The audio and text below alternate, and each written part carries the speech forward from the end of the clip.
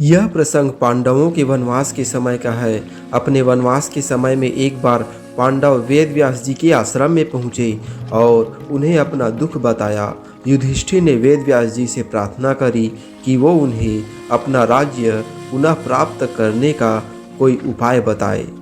तब वेद व्यास जी ने कहा कि पुनः अपना राज्य प्राप्त करने के लिए तुम्हें दिव्य अस्त्रों की आवश्यकता पड़ेगी, क्योंकि कौरवों के पास भीष्म, द्रोणाचार्य, कृपाचार्य और कर्ण जैसे महारथी है।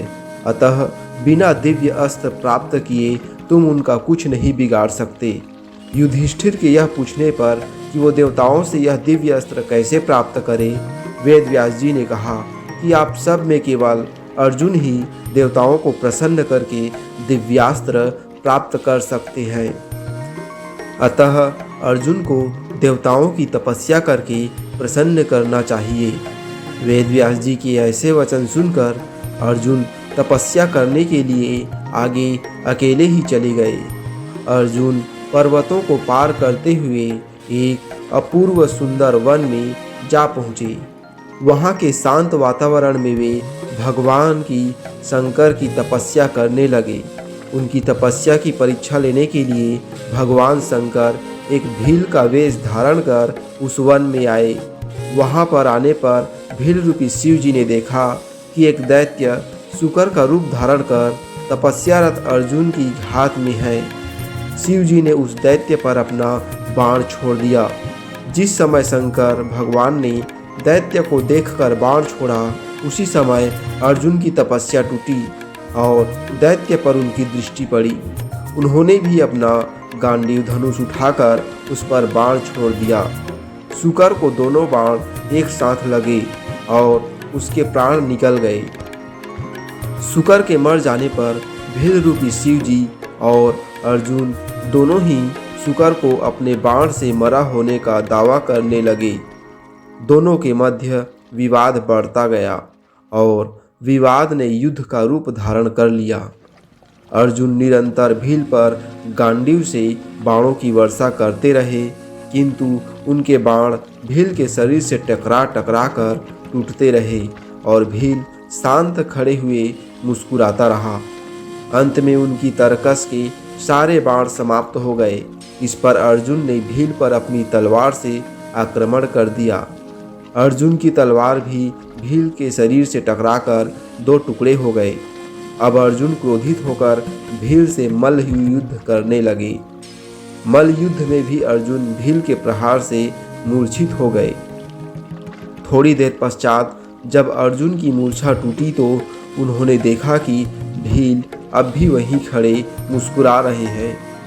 भील की शक्ति देखकर अर्जुन को अत्यंत आश्चर्य हुआ और उन्होंने भील को मारने की शक्ति प्राप्त करने के लिए शिव मूर्ति पर पुष्पमाला डाली, किंतु अर्जुन ने देखा कि वह माला शिव मूर्ति पर पड़ने के स्थान पर भील के कंठ में चली गई।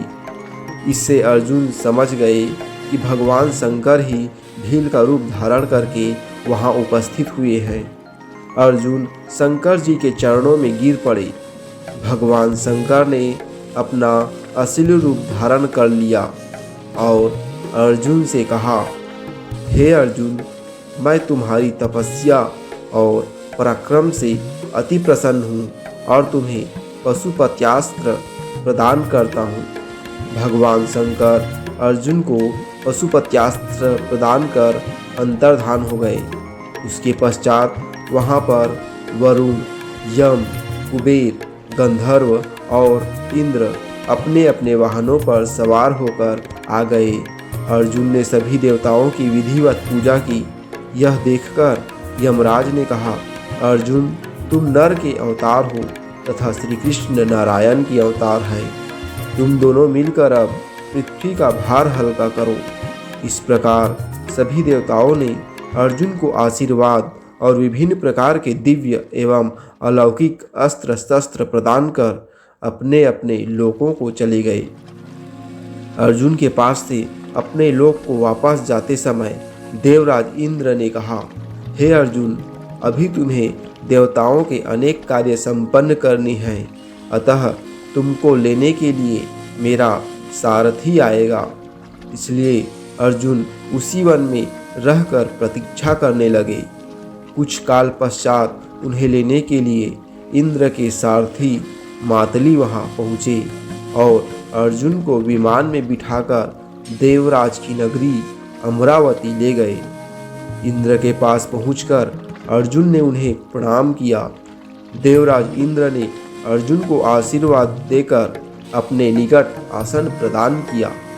अमरावती में रहकर अर्जुन ने देवताओं से प्राप्त हुए दिव्य और अलौकिक अस्त्र शस्त्रों की प्रयोग विधि सीखा और उन अस्त्र शस्त्रों को चलाने का अभ्यास करके उन पर महारत प्राप्त कर लिया। फिर एक दिन इंद्र अर्जुन से बोले, वत्स, तुम चित्रसेन नामक गंधर्व से संगीत और नृत्य की कला सीख लो। चित्रसेन ने इंद्र का आदेश पाकर अर्जुन को संगीत और नृत्य कला में निपुण कर दिया। एक दिन जब चित्रसेन अर्जुन को संगीत और नृत्य की शिक्षा दे रहे थे, वहाँ पर इंद्र की अप्सरा उर्वशी आई और अर्जुन पर मोहित हो गई। अवसर पाकर उर्वशी ने अर्जुन से कहा, हे अर्जुन, आपको देखकर मेरी काम वासना जागृत हो गई है, अतः आप कृपया मेरे साथ विहार करके मेरी काम वासना को शांत करें। उर्वशी के वचन सुनकर अर्जुन बोले, हे देवी, हमारे पूर्वज ने आपसे विवाह करके हमारे वंश का गौरव बढ़ाया था, अतः कुरुवंश की जननी होने के नाते आप हमारी माता के तुल्य है। देवी, मैं आपको प्रणाम करता हूँ।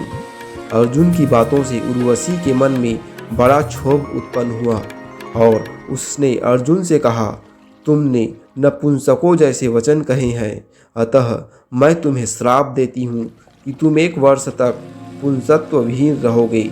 इतना कहकर उर्वशी वहाँ से चली गई। जब इंद्र को इस घटना के विषय में ज्ञात हुआ तो वे अर्जुन से बोले, वत्स, तुमने जो व्यवहार किया है वह तुम्हारे योग्य ही था। उर्वशी का यह श्राप भी भगवान की इच्छा थी। यह श्राप तुम्हारे अज्ञातवास के समय काम आएगा। अपने 1 वर्ष के अज्ञातवास के समय ही तुम पुंसत्वहीन रहोगे और अज्ञातवास पूर्ण होने पर तुम्हें पुनः पुंसत्व की प्राप्ति हो जाएगी। इस शाप के कारण ही अर्जुन 1 वर्ष के अज्ञातवास के दौरान बृहन्नल्ला बने थे। इस बृहन्नल्ला के रूप में अर्जुन ने उत्तरा को 1 वर्ष नृत्य सिखाया था। उत्तरा विराट नगर के राजा विराट की पुत्री थी। अज्ञातवास के बाद उत्तरा का विवाह अर्जुन के पुत्र अभिमन्यु से हुआ था। दोस्तों, यह महाभारत की आपको कथा कैसी लगी कमेंट करें। इस वीडियो को लाइक शेयर करें, साथ ही मेरे चैनल को सब्सक्राइब करें। पूरा वीडियो देखने के लिए बहुत बहुत धन्यवाद।